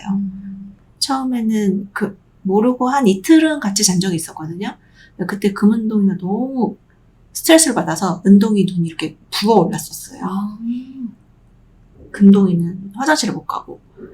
언제 한번 말랑카우랑 조우를 해서 음. 한번 에너지를 이렇게 한번 착 풀어주고 이런 이벤트를 한번 마련해야겠네요. 그것도 이게 고양이들은 중성화 전까지만 다른 고양이 가서 만나는 게 가능한 것 같아요. 그 후에 되면은 자기 영역에서 벗어나는 것 자체도 너무 스트레스를 받아서 못 나가더라고요. 그래서 금동이 1살까지는 여기저기 데리고 갔었거든요. 근데 이제 못 나가요. 애들이 너무 스트레스 네, 받아가지고. 못 나가요. 네. 지금 제가 옆에 작업실에 그림이 되게 많이 걸려 있는데, 네, 제가 그 사이트에서 보던 그림들이 이제 실물로 걸려 있네요. 네. 이거 청년 포스터 그 소개 그림주에 있는 그림 약간 그런 그림 채가 비슷한 것 같기도 하고. 그것도 이제 재선 선생님이 그리셨으니까 아무래도 화풍은 다 비슷하긴 할 거예요. 여기 앞에 포스터 붙어 있는 것도 재선쌤 작품인가요? 네, 청년의 모든 그림이랑 모든 그림 디자인은 제가 다 맡고 있어요. 그 청년 카페에 보면은 제일 먼저 속에 있는 그 고양이 강아지들 이제 네네. 수학 고양이들 이렇게 그림들도 그 그림 제가 수제자라서 수제자예요. 맞아요. 예전에 아이패드를 사서 뭐 열심히 드로잉을 하셨던 기억이 나요. 실력은 좀 이렇게 느셨나요? 어떻게 보세요? 워낙 그림 센스가 좋아요. 그래서 선을 그린다던가 그런 게 되게 과감하고 자유롭고 그래서 잘 그려요. 아이패드 사기 전에도 물감으로 많이 그렸거든요. 그걸 가지고 만들었어요. 저는 작가님 작품 여러 가지 있는데 사실 제일 좋아하는 게 라스트 허그거든요. 여기 주인공 여기 모델분이 여기 계시고 그 친구가 로그. 네. 그 라스트 허그에 대해서 조금 설명해 주시겠어요? 라스터그는 겨울샘 반려묘였던 로그. 로그가 이제 림포마에 걸려서 이제 좀 아팠어요. 몇 달 동안 투병을 하고 이제 밥도 못 먹고 계속 토하는 지경이 와서 이제 얘가 며칠 안 남았거나 근데 너무 고통스럽게 보내주고 싶지 않다 해서 겨울샘이 안락사를 선택을 했죠. 그래서 그 순간 같이 이제 병원에 가서 주사하고 그 순간을 담았다고 해야 되죠. 그 순간이에요. 로그가 마지막으로 인사하던 순간. 네. 저는 안락사라는 단어가 체험을 해본 단어가 아니어가지고 그 병원에서 이렇게 안락사를 할 경우에 이렇게 주사를 주입을 하고 시간이 이제 흐르는 동안 어쨌든 숨이 조금씩 이제 어떤 표현을 써야 좋을지 모르겠지만 꺼져가는 약간 그런 의미인데 그때 이제 보호자랑 이렇게 스킨십을 할 수 있게 해주나 봐요. 그 병원에서는 해줬어요. 네. 그런 병원인 거를 알고 또 찾아가기도 했었고요. 네. 되게 그림에서는 뭔가 슬픈데 담담한 그런 그랬어요. 느낌을 받았어요. 맞아요. 실제로 제 심리 상태도 그랬었고요. 음. 저는 이제 2달 조금 더 넘게 아이의 투병을 또 지켜보면서 그동안 굉장히 마음을 많이 다잡았던 것 같아요. 이 친구를 내 미련으로 계속 질질 끌지 말자라는 생각을 항상 2달 동안 마음 먹고서 타이밍을 계속 지켜봐왔던 것 같아요. 언제지? 그 순간이 혹시 오늘이면 어떡하지? 라는 걸 정말 촉각을 다 곤두세워가지고 그 친구만 바라보면서 2달 여간을 보냈는데 또 신기하게도 그게 보이더라고요. 이게 안락사가 사실은 처음은 아니에요. 이제 임보했던 친구들 중에서도 아파서 어쩔 수 없이 안락사를 보냈던 친구들이 있는데 이제 반려묘를 안락사로 보낸 거는 처음이긴 하지만 그게 보이더라고요. 신기하게도. 그래서 아, 오늘이다. 그래서 주변에서는 이렇게 갑자기? 라고 느꼈을 수도 있겠지만 저한테는 갑자기가 아니었거든요. 그래서 바로 차를 타고 이제 운전을 부탁해서 같이 가서 시간을 꽤 오랫동안 보내게끔 병원 쪽에서 좀 많이 도와주셨어요. 그래서 사실 정확하게 잘 기억은 나진 않는데 워낙 많이 울었고 정신없이 그 시간을 보내느라고 체감하기에는 한 30분 정도라고 체감을 하는데 정확한 시간은 잘 모르겠어요. 그동안 계속 안으면서 쓰다듬어주고 평소에 들었던 노래들을 좀 틀어놓고 근데 그 상황에서 이제 마취 주사가 들어가고 이제 의식이 없는 상태에서 이제 마지막으로 이제 중추신경에 작용을 하는 주사를 들어가게 되는데 그 직전에 찍은 그 직전을 담은 그림이라고 생각하시면 될 것 같아요. 네. 그래서 저는 그 그림이 사실 되게 와닿았고, 그 슬프지만 담담한 그런 느낌이 들었고, 저도 이제 노견을 키우고 있어서, 저는 초코를 키울 때는 사실은 이제 임종이 아직은 많이 있구나. 이 친구를 어쨌든 뭐 중간에 불이 병에 걸릴 수도 있지만, 그래도 나에게는 아직 시간이 있고, 그 시간 동안 내가 조금 더 어른으로 성숙하면 이별을 받아들이는 게 조금 잘 받아주고 잘 보낼 수 있겠구나라고 생각을 하고 있던 차에 코코를 입양하게 돼서 그러니까 코코는 사실 임종을 하려고 입양을 한 친구라 이제 곧 얼마 안 남았구나 라고 사실 되게 생각을 많이 하고 근데 생각보다 데려오고 나서 건강이 너무 좋아져가지고 지금 목표가 20살까지 이제 키워서 대학을 보낸다. 약간 이렇게 생각을 하고 있는데, 확실히 이제 강아지, 고양이, 노견, 노묘를 키우시는 분들은 그 임종, 강아지, 고양이 임종, 그 끝을 어떻게 가져가는지가 항상 고민일 것 같기는 해요. 근데 그 추억을 그림으로 담는 작업이 되게 의미 있었던 것 같고, 네. 겨울쌤한테도 그 그림이 되게 많이 의미 있는 일일 것 맞아요. 같아요. 그 그림을 그리시는 동안 그 과정을 다 지켜봤었는데 하나씩 이제 만들어질 때마다 여기 이 털 되게 로그 같다. 지금 이 손동작 되게 로그 같다. 그게 보여지는 거예요. 점점. 그리고 그런 순간들을 다 봤음에도 불구하고 첫 번째 개인전을 했을 때 그 그림이 걸렸었거든요. 그래서 이제 전시회가 딱 시작을 하자마자 가서 봤는데 매일매일 봤던 그림인데도 그렇게 전시회에서 보니까 또 눈물이 막 이렇게 주룩주룩 나는 거예요. 그래서 마치 처음 본 그림인 것처럼. 그래서 그림이 사람한테 이렇게 감동을 주고 마음을 움직인다는 게 정말로 이런 거구나 라는 생각이 들었어요. 제가 그 그림 여기 갤러리 3층에 갤러리 있을 때 봤었거든요. 원화로. 근데 그 제목을 몰랐어요. 라스트워크라는 거. 그 내용도 모르고. 모르고 봤는데도 약간 그런 느낌이 들더라고요. 그냥 고양이를 안고 있는 거지 이렇게 생각하면 되게 귀여운 느낌 아니면 포근한 느낌이 들었어야 정상일 것 같은데 내용을 모르는데도 저는 그걸 보고 얘가 뭔가 마지막인 느낌이고 좀 쓸쓸하고 슬프지만 담담한 느낌이구나. 그러고 이제 제목을 보니까 라스트워크를 그런 느낌이구나 이렇게 이해를 했어요. 지금 제 뒤에도 네. 작가님 작품이 있는데 이거 제가 인스타 피드에서 먼저 봤거든요.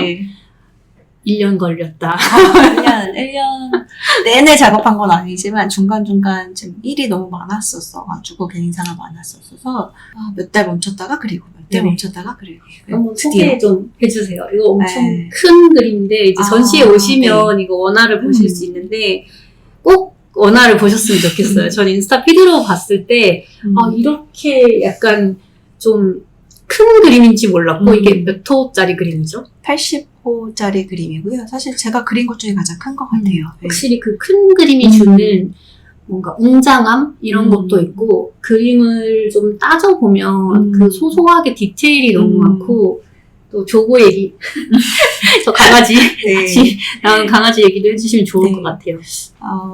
부모님이 직접 지으신 집 데크에 앉아 계신 그림 꼭 그려보고 싶었어요. 그래서 마침 부모님, 아빠가 꼭 그려달라고는 했었는데 사실은 영정사진용으로 그려달라고 하신 거예요. 근데 좀 그렇잖아요. 아무래도 자식이 영정사진을 그리는 건 좀 그렇고 같이 있는 걸 그려보고 싶다 해서 그렸는데 이제 다 그리고 나서 한 구석에 아버지가 키우시던 강아지를 넣었어요.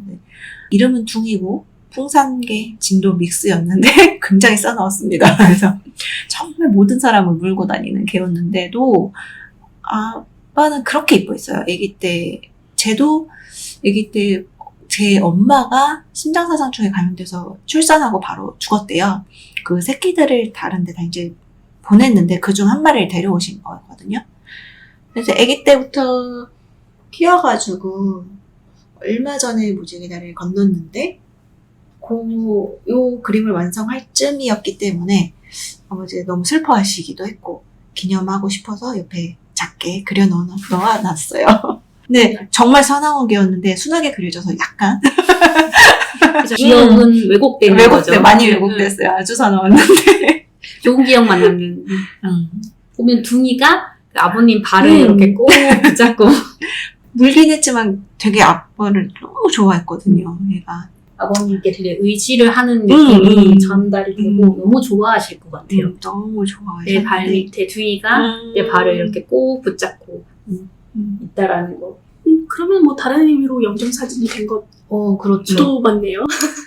둥이의 영정사진이 둥이의 영정 그림이 된 것도 있네요. 네, 그러니까 마음이 여리신데 표현이 많으신 분들은 아니에요. 아무래도 50년대생이시고 이러시니까 그림을 보고 뭐 이렇다 저렇다 얘기는 아직 없으셨어요. 보시면 네. 약간 우시진 않더라도 되게 마음에 뭔가 일렁임이 있지 않으실까 되게 좋은 선물이 될 것 같아요. 그 작가님 그림 제일 오른쪽에 보면 이제 사인 같은 약간 서명 같은 게 있는데 좀 특이해요. 숫자가 계속 바뀌어요. 네. 이거 무슨 의미예요? 연도입니다. 제 그림을 끝낸 연도를 꼭 집어넣고 있어요. 저 그림은 JK23이니까 올해. 네. 그리고 나머지 그림들은 뭐 19년, 뭐 네, 21년. 쭉 있어요. 네. 요번에 개인전 하시는 거는 몇 년도 그림 위주예요? 지금 19년도에 그린 별이 그림은 하나 있고요. 왜냐면 부모님 집에 대해서인데 대문에 이렇게 애가 서 있는 게 있기 때문에 그거는 하나 나올 거고 대부분은 21년도, 22년도 그리고 올해까지 그린 거 해서 아무 곳에서도 전시하지 않았던 거를 하려고 합니다. 그러면 21년에서 23년도 사이에 이제 작가님의 그런 심리 상태나 아니면 그때 일어났던 여러 가지 사건들이나 그런 것들을 느꼈을 때 감정 이런 것들이 많이 반영이 되어 있겠네요, 그림은. 그럴 것 같아요. 아무래도 나이를 얘기해도 되나? 편하실 대로. 딱 마흔이 됐을 때부터 이제 그림이니까 뭔가 예전보다는 조금 더 편해진 것 같고 그리고 예전보다 뭔가 더 꽃이 좋고 이런 게 있어요. 그죠. 자연이 더 좋아지고 네. 제가 공감합니다. 네, 자연이 너무 좋습니다. 자연에서 느껴지는 그 편안함, 그런 에너지 이런 게 있기 때문에 그런 걸 많이 담았어요. 네. 교수님은 아직 도시가 좋을 나이시고. 저는 아직도 왜 이렇게 꽃그림만 그리나. 예전에 동물 그림이 더 좋다 막 이렇게 얘기를 해요. 근데 동물 그림을 그리는 것도 너무 좋아요. 동물 그리는 걸 특별히 좋아하긴 하거든요. 근데 이제 식물도 좋더라. 이거 있는 거죠. 맞아요. 점점 이제 화풍이라고 해야 되나? 이런 것들 좀 변전사가 있기도 하고, 네. 또 작가님이 뭔가 정체성을 찾아가는 이런 길이라고 생각할 수도 있겠어요. 네, 이게 전 그래요. 그냥 그림이라는 게 스타일이 계속 고정된다기보다 하나하나 그릴수록 발전된다고 생각하거든요. 그리고 제가 지금 그리는 그림이랑 이제 한 50에 그리는 그림, 60에 그리는 그림은 아마 많이 다를 것 같아요. 그래서 그리면서도 재밌어요. 어떻게 변할까. 네. 그림의 약간 뮤즈이기도 한데 방해꾼이기도 하잖아요. 우리 고양이들. 네. 저도 집에 취미로 그림을 가끔 그리는데 붓통에 붓을 이렇게 꽂아놨는데 어느 날 그 붓통을 다 털어가지고 그쵸. 그 모를 계속 물어뜯고 장난을 치더라고요. 저희 말랑카우가.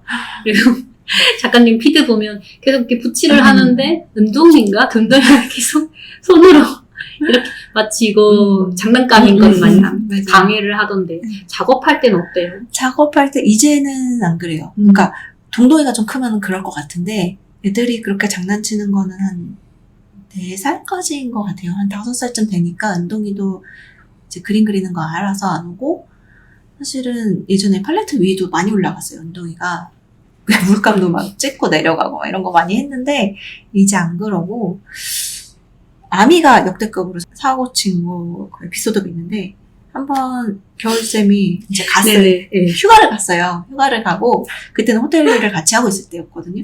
그래서 호텔에서 짬짬이 그림을 한번 그리고 이제 물감을 이렇게 옆에 치워두고 애들이 닿지 않는 곳에 치워두고 그때는 강아지도 별로 없었거든요. 그리고 아미를 제가 보살피고 있었는데 자고 일어나고 왔더니 물감 200ml 튜브 몇 개를 뜯어서 먹어버린 거예요. 온몸에 발라놓고. 수채화 물감은 아니, 유화 물감을.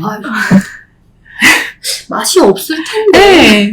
네, 정말 온몸에 다 발라놓은 녹색 올리브 그린을 다 발라놔가지고 이제 헐크개가 되었고, 네, 쟤를 이제 퐁퐁으로 닦았죠.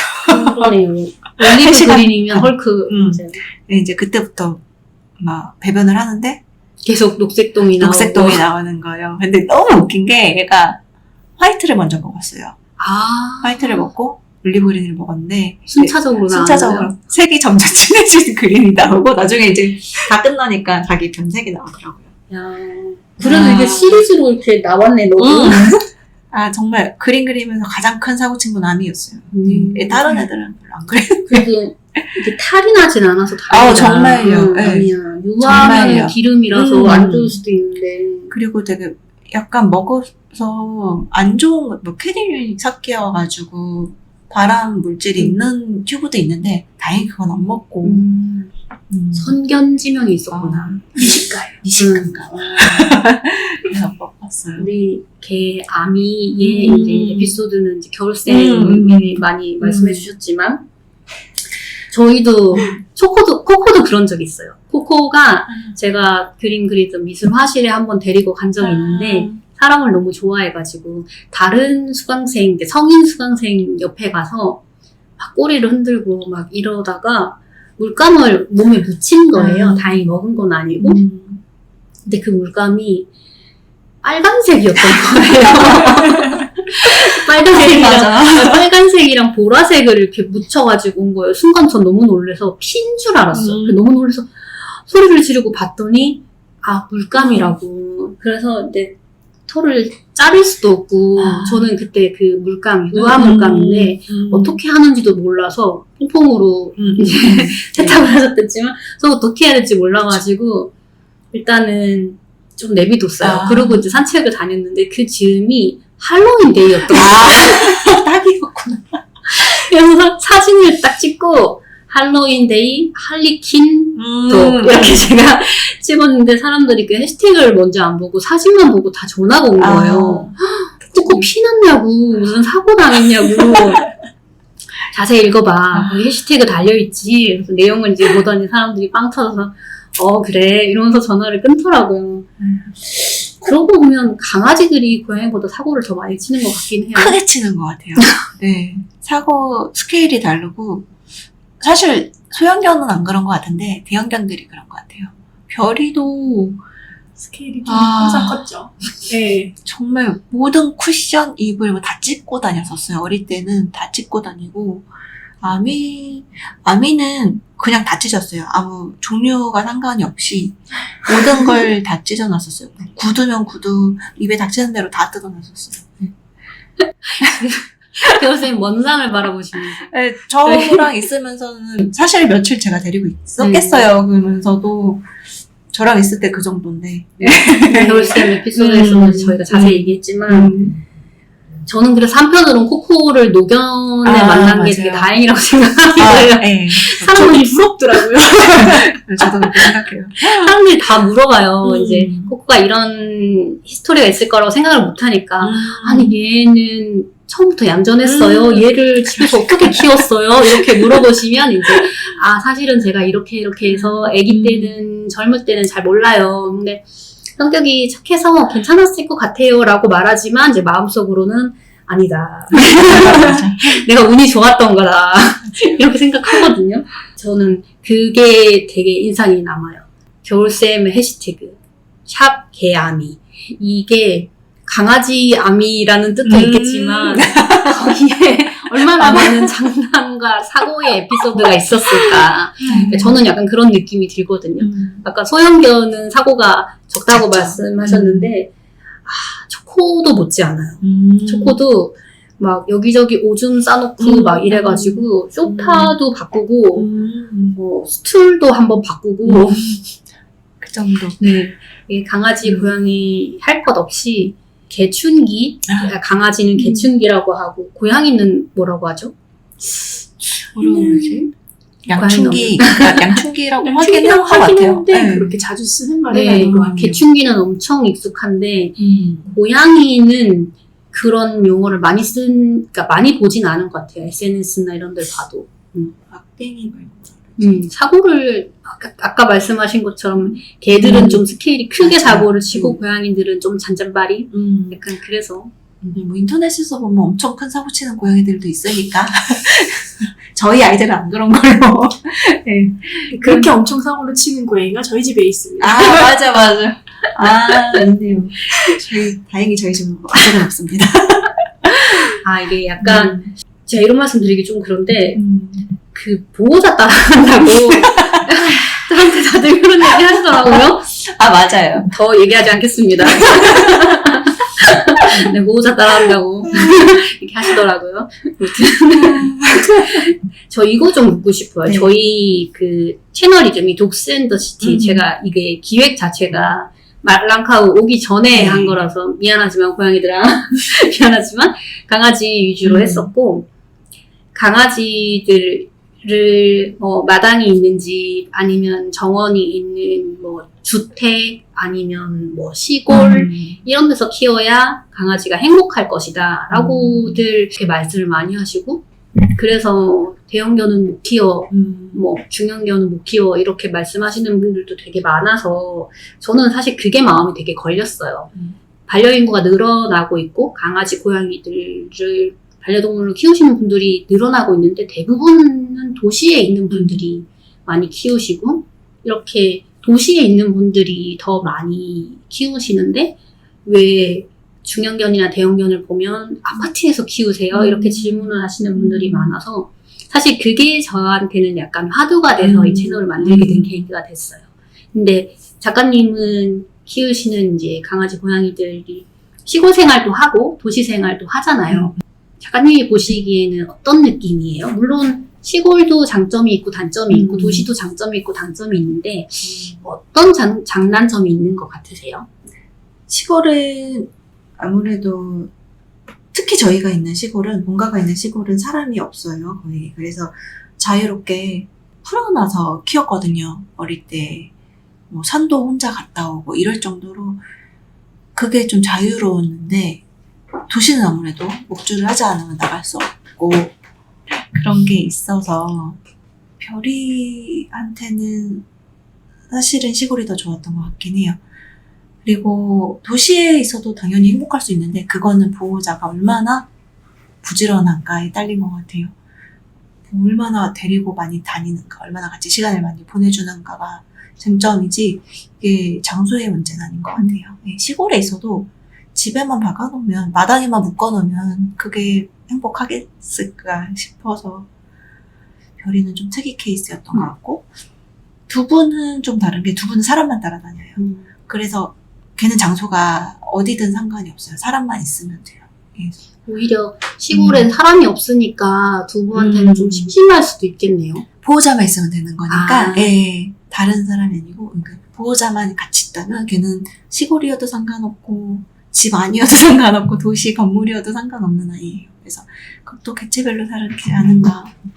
저도 좀 비슷하게 생각해요. 그러니까 도시에 살고 시골에 사는 이 장소의 문제가 아니라 어떻게 키우느냐 아이의 문제고, 그런 거 있잖아요. 집에만 가둬놓으면 이게 도시인지 시골인지 사실 잘 모르고, 근데 내가 이 강아지 또는 고양이한테 얼마나 시간과 애정을 쏟는지, 이 강아지를 얼마나 자주 산책시키고 에너지를 풀 수 있게끔 하는지, 뭐 이런 것들을 내가 노력을 많이 하면 뭐 도시에서 키우던 아파트에서 키우던 시골에서 키우던 사실 그렇게 상관이 없는 것 같아요. 그런 생각 되게 많이 들거든요. 물론 좀 넓은 곳에서 뛰어놀 수 있고 이런 거가 좀 제한이 있고, 도시에 뭐 놀이터, 뭐 그런 반려견 놀이터 이런 게 너무 규모가 작고 이래서 사실은 좀 돈을 내고 좀 넓은 운동장이 있는 곳에 찾아다녀야 되는 게 한국의 현실이라서 그런 게 좀 안타깝긴 한데,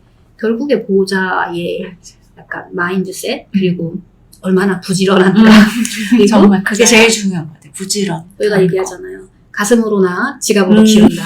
얼마나 내가 쓸 것을 줄이고 개 고양이한테 투자할 수 있는가. 네, 그런 것 같아요. 근데 반대로 이제 시골에 있어서의 단점도 분명히 존재는 하거든요.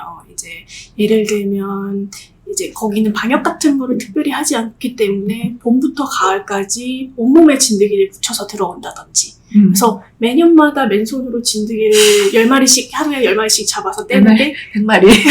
근데 하루에 일과일 정도로 그렇게 좀 힘들게 좀 해야 되고, 또 심지어 그게 만약에 수천징들이거나 그럴 경우에는 사람도 감염이 돼서 사망까지 이를 수도 있는 문제이기도 해서 그런 방역 같은 것들을 굉장히 많이 신경을 써야 하고요. 그리고 혼자 나가다 보니까 아무래도 다쳐서 오는 경우가 왕왕 있었어요. 예, 뭐 누군가한테 물려서 다른 강아지한테 혹시나 해서 다가갔는데 그 친구가 공격성이 있었다. 그래서 물려서 온다든지, 아니면은 다리를 워서 삐끗해가지고 절면서 들어온다든지, 이런 경우가 별이한테는 왕왕 있었거든요. 그래서 별이는 자유와 함께 그런 부상들을 같이 얻은 거라고 생각하시면 더 편하실 것 같아요. 그래도 불행 중에 다행이네요. 어쨌든 다 회복된 거니까. 그쵸. 근데 저도 사실 되게 공감하는 게, 예전에는 초코를 키울 때, 그러니까 코코 없을 때 나중에 제주도 가서 살고 싶다 이런 생각을 했었어요. 그러니까 제주도의 로망이 되게 많잖아요. 그렇죠. 그 중에 제가 가진 제주도의 로망은 초코를 키우면서, 그러니까 제주도의 바다 곳곳, 그 다음에 그 오름 이런 데를 다니면 좋겠다 싶어서 초코를 데리고 제주도 여행을 한번 간 적이 있어요. 2주 정도? 3주였나? 꽤 길게 갔었어요. 근데 제주도에 생각보다 갈 수 있는 곳이 없더라고요. 반려견을 동반해서 갈 수 있는, 그러니까 오히려 도시에는, 도심, 이렇게 서울역의 경기도 쪽에는 돈을 내는 반려동물 운동장 이런 것들이 되게 많은데, 제주도에는 기본적으로 돈을 내고 갈 수 있는 운동장은 아예 없고, 그러니까 돈을 내는 운동장이 뭐 좋다 이런 게 아니라 나름 펜스가 있으니까 조금 안심이 되잖아요.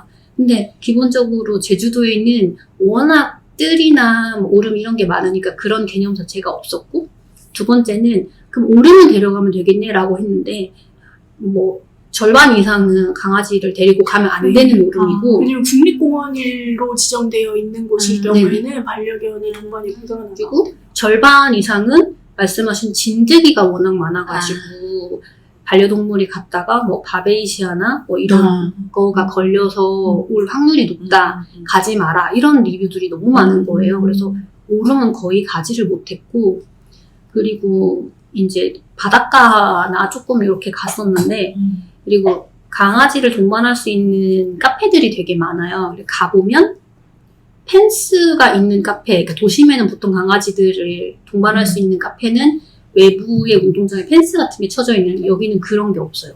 그냥 돌담. 그리고 돌담 옆에 그 편말이 하나 있어요. 뱀이 나오니 주의하시오. 그래서 이게 뭐 오프리시를 하고 싶다라는 생각을 하고 간 건 아닌데, 그러니까 오프리시를 안 하고 내가 줄을 매고 있더라도 뱀을 조심해야 돼? 라는 생각이 드니까 그 잔디 그 뒤에 덤불 있는 쪽을 가지를 못하겠는 거예요. 그래서 오히려 제주도에 가서 카페 투어를 했지, 오히려 자연 이런 투어를 초코랑 많이 못한 것 같아요. 그래서 이게 시골에선 약간 의외의 포인트가 안 되는 맞아요. 포인트가 있구나 이런 생각했거든요. 심지어 별이도 뱀에 물려서 들어온 적이 있어요. 제가 오프리시는 이거를 찬성하는 쪽은 아니에요. 사실은 풀어놓고 키우려고 했던 건 아닌데, 마당에 이렇게, 처음에는 이렇게 양쪽에 기둥을 박아서 줄을 길게 해서 왔다 갔다 할 수 있게 해놨었는데, 왜냐면 아무래도 연세가 있으신 분들이니까 집 안에서 큰 개를 키운다는 걸 되게 별로 안 좋아하셨거든요, 처음에. 데려오긴 하셨지만. 그래서 그렇게 했는데, 얘가 일부러 그러는 건지 한쪽에 가서 늘 이렇게 묶어요. 자기를 이렇게 빙빙빙 돌아서 묶어놓고 사람을 계속 찾는 거예요. 그럼 가서 풀어주고 하면, 한 번은 그래서 한쪽에만 봤거든요. 근데 풀고 도망가요. 어느 정도냐면 기둥을 뽑아서 가요.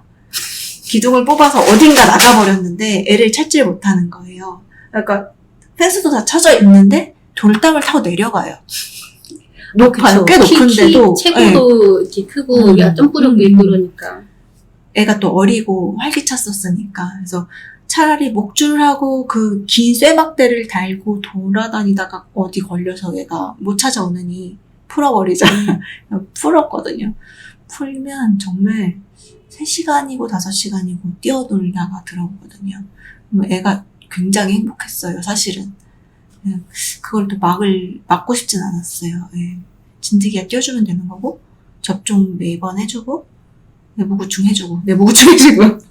맞아요. 이게 그렇게 뛰어놀 수 있는 시골이 조금 안전한 자연 환경이면 제일 좋을 것 맞아요. 같고, 그렇게 뛰어놀고 오프리시를 해도 누군가에게 피해를 안 주고 맞아요. 내가 피해를 안 당하는 컨디션만 맞아. 유지가 되면 오프리시가 좋냐 안 좋냐 이런 얘기를 할 필요가 없는 상황이 약간 시골에는 만들어질 수 있으니까. 운이 좋았던 것 같아요. 그 당시는 사실 전원주택 단지인데도 사람들이 거의 살지 않았고 조성되기 전이어서, 지금도 별로 그렇게까지 사람들이 많지는 않은데 지금 애가 나이가 드니까 나가지 않아요.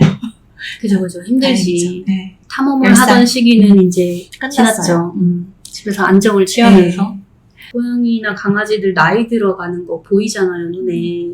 약간 우리가 흔히 말하면 꺾인다고 하는 네. 그게 맞아요. 보이잖아요, 그죠? 맞아요. 조금 웃긴 얘기인데 다행이다 싶을 때도 있긴 해요. 맞아요. 이제 다행이다. 꺾이니까. 꺾이니까. 초코 같은 경우도 청년 유치원 다니기 전에 제가 훈련을 엄청 열심히 이제 선생님들 이제 바꿔가면서 이제 하고, 그런데도 막 물고 짖고 이게 잘 안 잡히던 시기가 되게 오래 됐었어요. 저도 이제 강아지 초보니까 공부를 해도 이렇게 막 늘진 않잖아요. 근데 어느 순간 되니까 얘가 괜찮아졌더라고요. 그래서 저는 처음에 나의 훈련이 먹혔나? 라고 생각을 했는데 얘가 꺾인 나이. 주변 분들이 3-4살만 지나면 괜찮을 거다. 근데 정말 3-4살이 지나니까 급격히 이제 차분해졌어요. 근데 그것도 있는 것 같아요. 어릴 때 교육 없이 3-4살이 된 아이들은 여전히 문제 행동을 하는 것 같아요. 그래서 네, 교육도 물론 중요해요. 중요한 것 같아요. 감사합니다.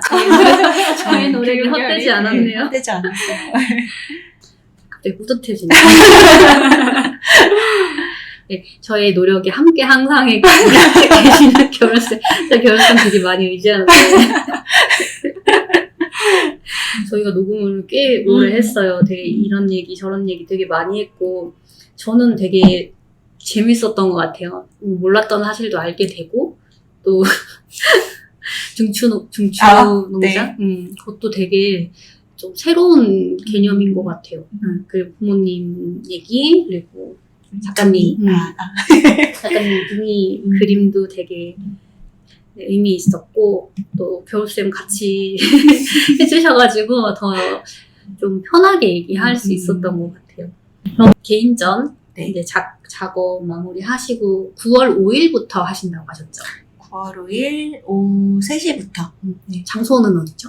행궁길 갤러리라고 수원 행궁 바로 공연 주차장 바로 옆에 있어요. 그래서 찾아오시긴 좀 편하실 것 같아요. 일주일 정도? 일주일. 그럼 가면 작가님 만날 수 있나요? 저 첫날은 오후 3시부터 있을 거고 그 다음 이제 일요일까지는 계속 있을 거예요. 10시 반에서 한 저녁 8시 반 이렇게 있을 거니까 편하게 놀러 오세요. 네. 오늘 작가님이랑 그리고 저희 겨울쌤 저희 최애 겨울쌤과 같이 녹음을 해봤어요. 녹음 어떠셨어요?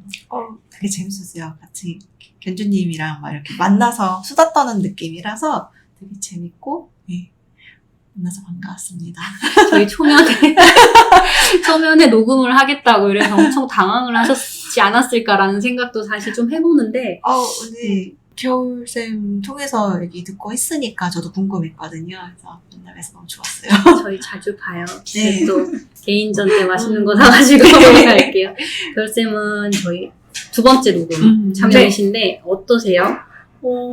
이제 항상 내 새끼 자랑하는 거야. 항상 해도 부족한 부분이 있는데, 무엇보다도 제가 자랑하고 싶었던 나의 청려원이 아니라 우리의 청려원 이야기. 김영석 사장님이 시작하셨던 청려원의 역사라든지 그 안에 담긴 김영석 사장님의 철학 같은 것들.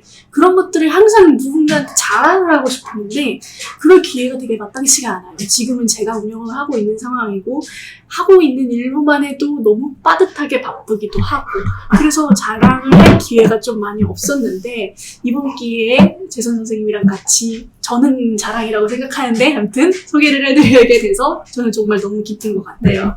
말씀을 너무 잘하시는데 저희 아미가 갑자기 녹음 내내 열심히 있다가 엄마가 지금 얘기하니까 엄마가 너무 얘기를 잘해서 그런 건지 모르겠는데 와가지고 자기도 자랑을 하고 싶었나 봐요. 아미 지저 한번 시켜주기로 했잖아요. 목소리 한번 들려줄까요? 아미 목소리. 아미 일어나.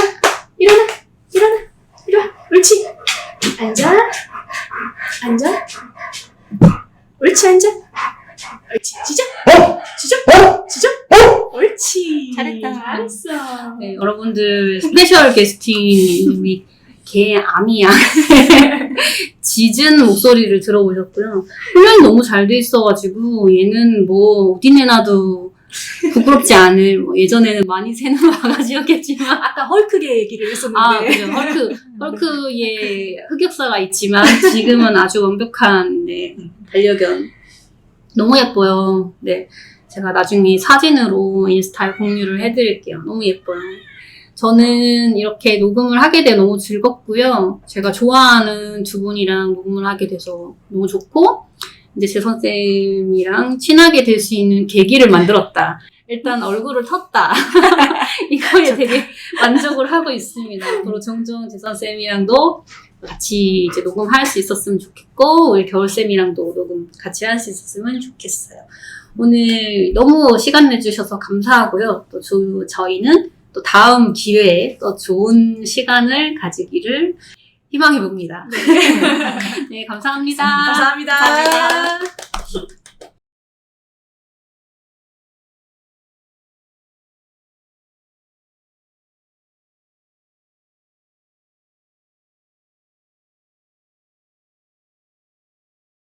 김재선 작가님의 두 번째 개인전 소개드려요. 9월 5일부터 9월 11일까지 수원 행궁길 갤러리에서 열린답니다. 재선 작가님은 9월 5일은 오후 3시부터 저녁 8시까지 그리고 나머지 일정은 모두 갤러리에 계실 거예요. 꼭 시간 내셔서 들러주시길 바랍니다. 여러분의 감상에 도움이 되고자 작가님의 말을 전달해 드릴게요. 나에게 예술은 물음표이자 느낌표이다. 궁금증과 의구심을 불러일으키기도 하고 새로운 느낌과 감정을 주기도 한다. 일상의 모든 편린과 내 주변의 사람들에서 나의 예술이 시작되기에 나의 작품과 일상은 분리될 수 없다. 캔버스에 담긴 나의 일상. 그 일상의 편안함과 안정감을 관람자들과 공유하고 싶다. 나의 예술의 아이덴티티는 단순하고 평면적인 오브제와 단순한 구도, 안정적이고 따뜻한 색채이다. 나의 예술, 나의 일상의 평온함과 정서적 안정감에 관람자가 스며들고 동화되었으면 한다. 감상자들이 나의 작품을 느린 속도로 감상하며 지극히 개인적이며 친숙하기에 물음표와 느낌표를 붙이지 못했던 개개인의 일상을 돌아보는 시간을 갖기를 바란다.